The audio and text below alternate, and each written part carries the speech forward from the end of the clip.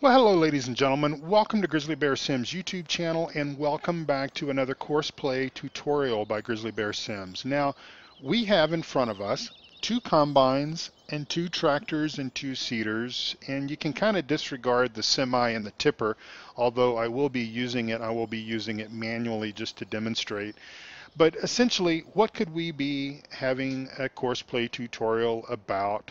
Well, perhaps that would be the very almost number one requested tutorial that I've had of the last recent couple of weeks, and that is how to basically set up Courseplay to allow multiple combines or multiple tractors and seeders to operate on the same field. Well, I'm here to tell you that today I'm going to discuss that, and I'm going to discuss that in one episode. So basically this episode will be titled multiple vehicles and Courseplay, etc., etc. I'll come up with a better name than that in the post-production phase of my work here, but essentially we've got our two combines. Now, one thing that you want to keep in mind, anytime you're going to have multiple pieces of equipment operating on the same field, more or less in tandem doing the same job, is you're going to want those to be the exact same pieces of equipment. The same harvesters, the same working with headers. When we're talking about tractors pulling seeders or tractors pulling fertilized spreaders or sprayers, or even manure, liquid manure sprayers, you're going to want the tractors to have the same horsepower, the same capacity of seeders, except the same working width of the seeders, etc. Because when we're talking about a field like this and we're talking about operating multiple pieces of equipment on that field, you basically want them all to be the same horsepower so that they all basically drive the same speed, because that way they won't try to overtake each other, etc. So we basically have our field here, and by the way, this is the Northwest Texas map. Even though I'm not currently playing this map in a Let's Play series, I am looking at this map and I like it very much. I have it installed on my machine, and I have been playing around with it, and perhaps maybe one day, someday, it will appear on the channel. But for right now, I'm just kind of using it as a test map. So we have our two in-game New Holland combines, and we have the two largest 45-foot headers. Okay, so we need to throw away dealing with feet, because basically Courseplay doesn't deal in feet, it deals in meters. So the working width, and we'll go ahead and dial up field number 27 here, and by the way, we need to be in the fieldwork mode. That is the little squiggly line at the top with the gear and the wrench and the hammer. And then we come over here to our course generation tab. We dialed up field number 27.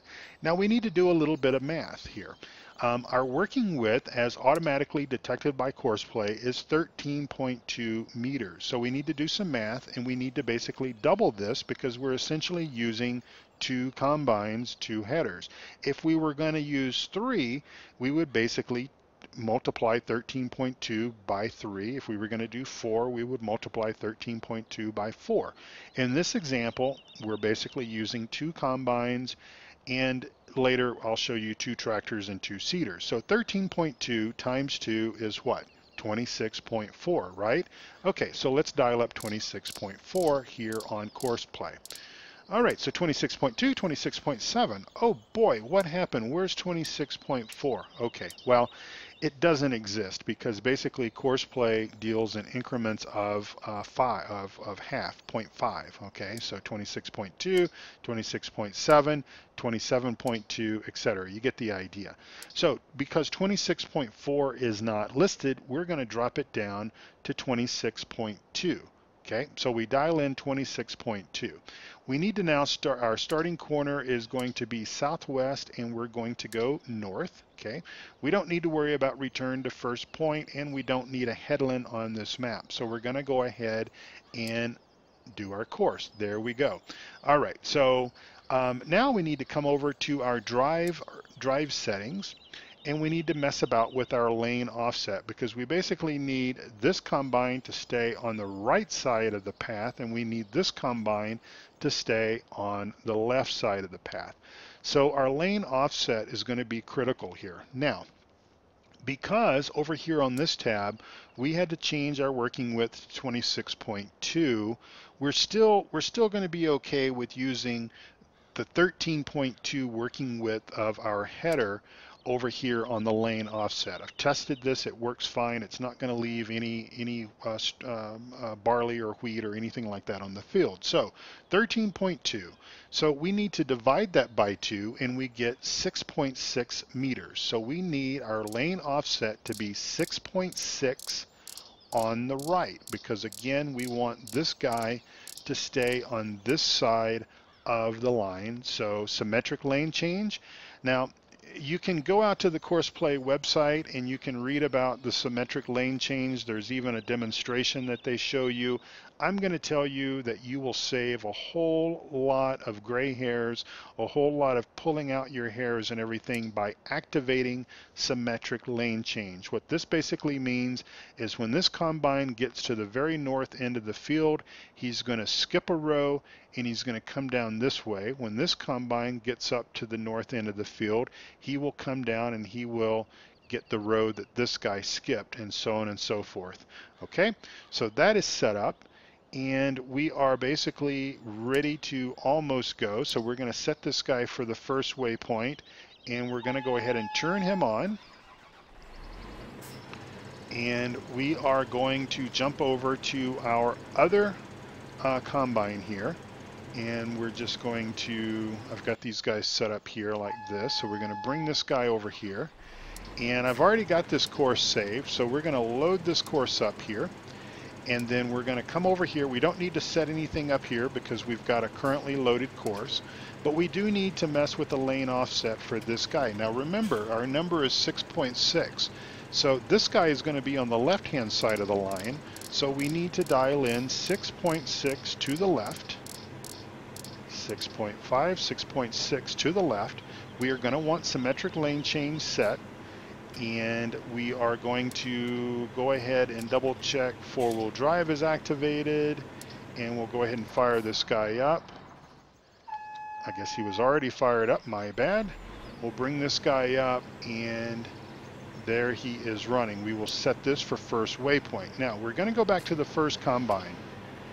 And basically what I mean by first combine is the first combine here on the right that we set up. Now we want to start this guy first because basically this guy is going to make the turn and he's going to skip the row. So this guy is going to be our lead combine, okay? So we're going to go ahead and turn on the harvester. That way we don't worry about leaving that last little bit of wheat there on the field. And then we will go ahead and do start course, and then he basically will hug that line and proceed up the field harvesting the barley. Actually, this field is barley. So now we're going to go back to this combine, and he is all set. Everything is ready to go. We will go ahead and pull him up in place here, get him kind of straightened up with the world and everything, back him up a little ways.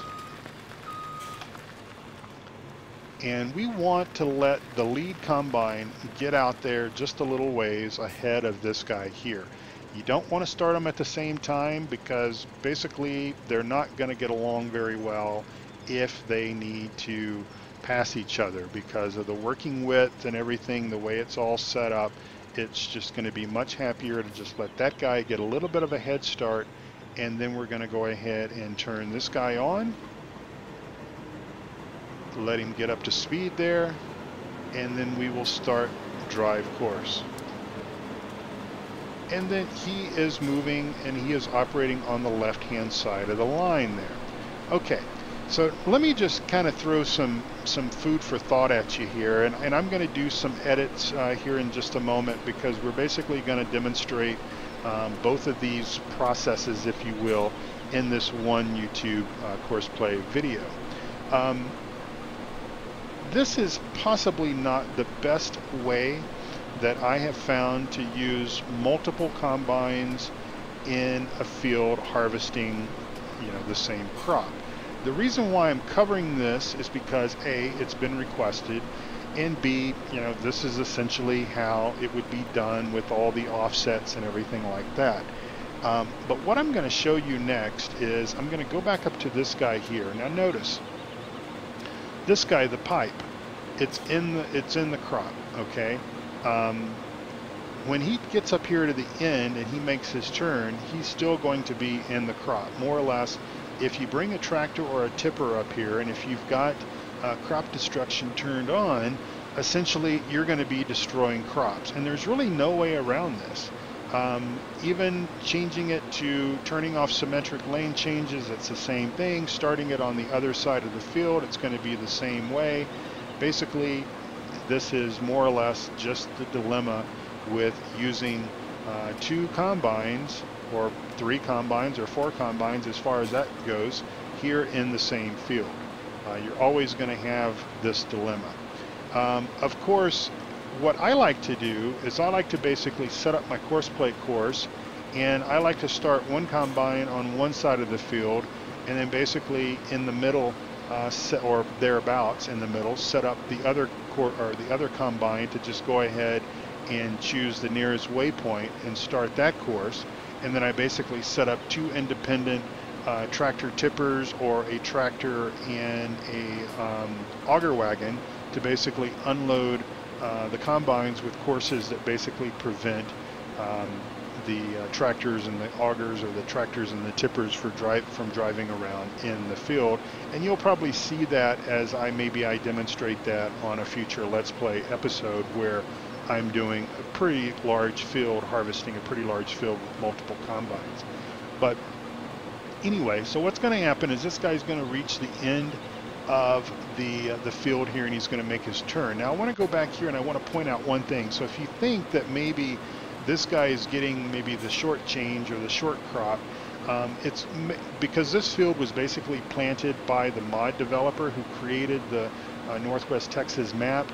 He didn't basically plant all the way out to the edge of the field. Courseplay doesn't necessarily know that there's not wheat that's planted out there or barley that's planted out there, and so it'll make more sense here in just a moment when we do our turn. So this guy is coming up the hill here, and he's going to make his turn after he paused just momentarily to empty out the straw.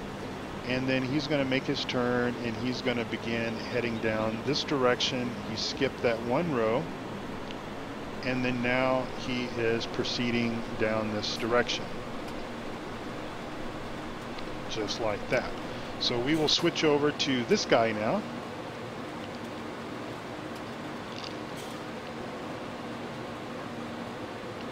And this guy is going to finish this row. He will pause to empty out the straw, and then he will make his turn, and he will come down and he will harvest that row there. Now he will do sort of a funky little maneuver. I'm not sure why it does it on this row. It's done it on all my tests. The funny thing is it doesn't do it at the other end of the field, but you know, it's okay. I think it's going to leave just a little bit of straw in the field, but it doesn't have anything to do with the way that we actually set the course up. It's just the way that he goes about doing it. So you'll see he makes this little left turn, and then he basically swings the combine back around, and he gets on track, and he will go ahead and run the rest of this row here just fine. Now I'm going to jump into our tractor and our tipper here, because what I want to do is I want to keep this guy rolling just a little bit. Now I've got crop destruction turned off, so we don't have to worry about it destroying our crops. And I'm going to go ahead and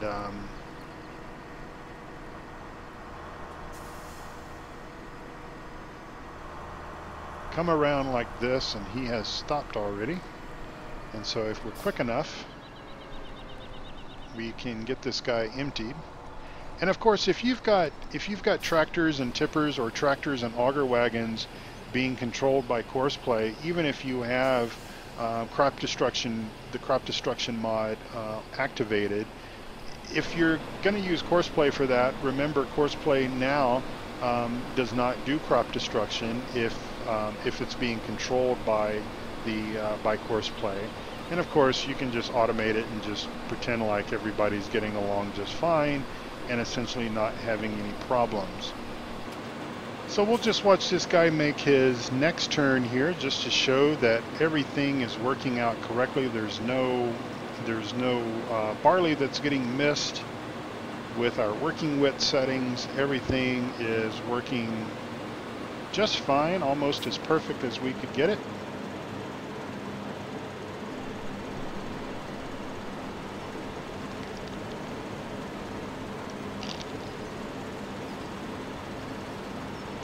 And he's going to skip a row.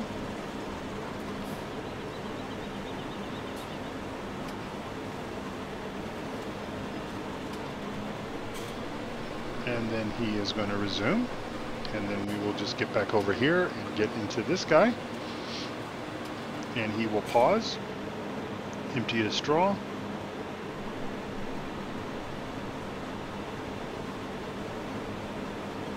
And just like clockwork,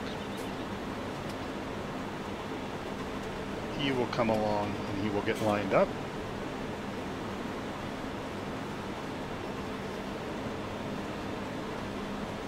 And he will proceed.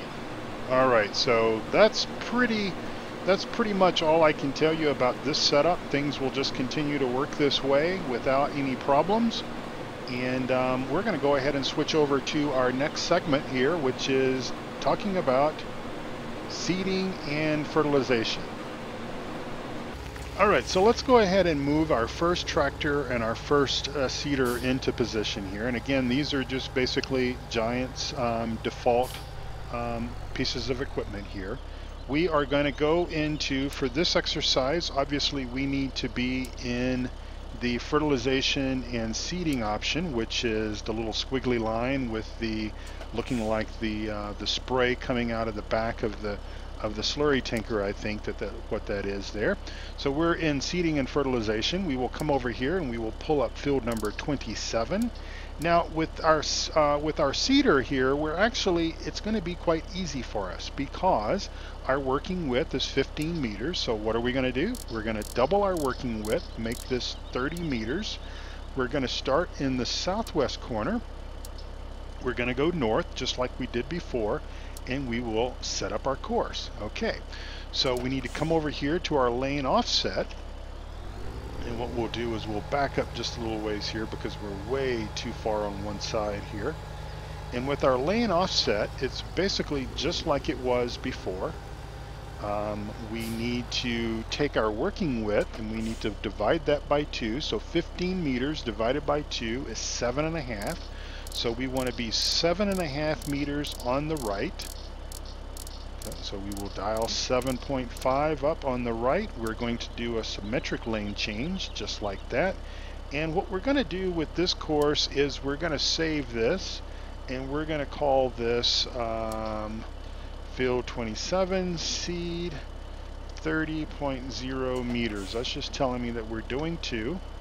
Okay, so we've saved that and everything is good to go. We will do first waypoint and we will drive up here and we will do drive course. And of course he's going to drive up here. Hang on, let me help him out here just a little bit. That was my bad. I started him way too close to the starting point there. So we'll bring him around over here just like that. Start him. He's going to come up here to his line and he's basically going to unfold a seeder and he will get started seeding. So while he's doing that, we're going to jump over to our other tractor here. We're going to get him fired up here. We're going to go over here and we're going to load field 27 seed 30 meters. There we go. We're at 15 meters. None of this matters. We're going to come back over here. Our lane offset, we want to dial up 7.5 meters to the left this time. So 7.5 to the left. We're going to turn on symmetric lane change and we're going to drive him up a little ways. And then we will go ahead and drive course. He's going to get himself situated with where he needs to be. And he will unfold the seeder. And he'll get started. And I think you'll see now that once we've got things set up the way that we do, you'll see that he's taking full advantage of the full width of the field. Courseplay has detected this field to be slightly larger than what it appears to be, with the grass and everything sort of impeding into the field. So basically our seeders here will just continue to function just like this, and we will get up here into our lead seeder. Our combines are in traffic because they need to be unloaded, and I'm just going to edit the video here, and I'm going to move them out of the way. Alright, so we're right back with our tractor and seeder here, and he's progressing right on up. Now, of course, in this situation here, this is probably the perfect example for this application, is seeding, fertilizing, spraying, something that you basically don't have to necessarily worry about whether the tractor and the tipper is going to be in sync with the combine, and it's not going to have any sort of problems with it getting unloading the wrong combine, etc. These guys should just continue to function until either A, they finish the field, or B, they run out of seed or fertilizer. And of course, then you would need to handle that. So he's going to back up here. This is normal Courseplay function, and of course, because we left enough time in between the two tractors and the two seeders, they should have plenty of time to do their maneuvers. And he is going to skip 2 lanes because he's on symmetric settings.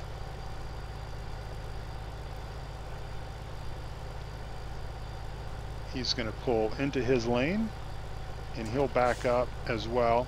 And probably in this application, I probably started that second tractor and that second tipper a little bit, or second tractor and seeder a little bit too soon.